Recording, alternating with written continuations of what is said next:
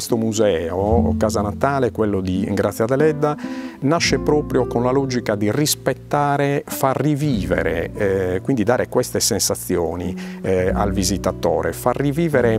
la casa di Grazia Deledda così come era nella seconda metà dell'Ottocento, di fatto come lei la descrive in alcuni suoi romanzi e in particolar modo nel romanzo Cosima, dove dà una descrizione dettagliata di alcuni ambienti memorabile. E l'atmosfera che si respira è proprio quella di una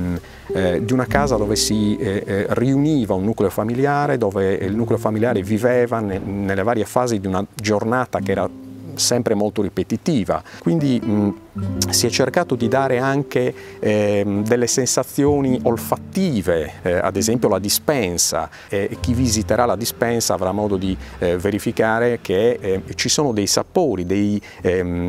elementi olfattivi che creano un ambiente estremamente consono e congruo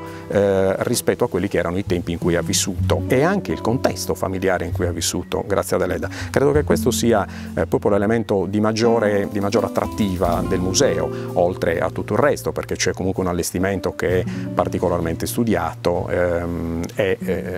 ci sono anche esposti dei beni personali di Grazia Deledda, la medaglia del premio Nobel, che comunque rendono evidentemente